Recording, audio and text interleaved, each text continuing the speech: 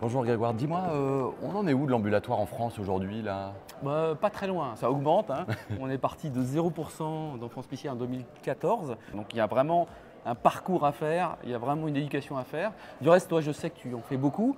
Et quelle est un peu Effectivement. ton expérience? Alors moi actuellement j'ai regardé un peu mes chiffres de 2023, je suis à 82% de mes angioplasties programmées en ambulatoire. Moi je dirais que je fais un peu tout le monde.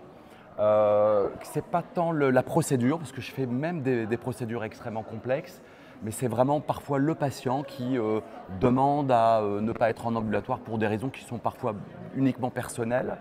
Et ensuite, moi je suis plus sur l'accompagnement de la procédure en se disant, est-ce que j'ai eu un problème, une complication, un doute? Et à ce moment-là, je vais être capable de switcher ce patient prévu en ambulatoire en hospitalisation. Je suis plus dans cette démarche-là. Donc ce que je comprends bien, c'est que par défaut, maintenant, ils sont tous ambulatoires. Exactement. Et tu ne les gardes que s'il y a une complication. Exactement. D'ailleurs, les infirmières, quand je programme une angioplastie, c'est en ambulatoire.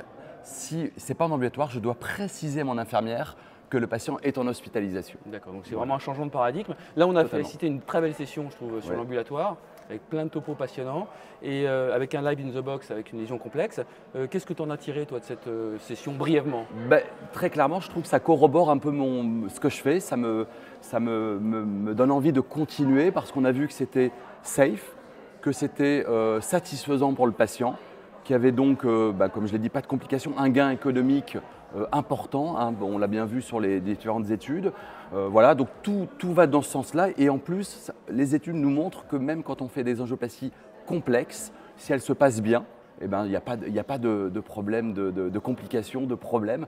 Et donc, je pense qu'il faut continuer, il faut augmenter. Et j'encourage tout le monde à débuter son programme d'ambulatoire, peut-être en commençant par des choses simples. Et puis, petit à petit, ils feront tout en ambulatoire. Donc le message, désacraliser, simplifier et allez-y. Absolument. Super. Voilà, c'est exactement ça.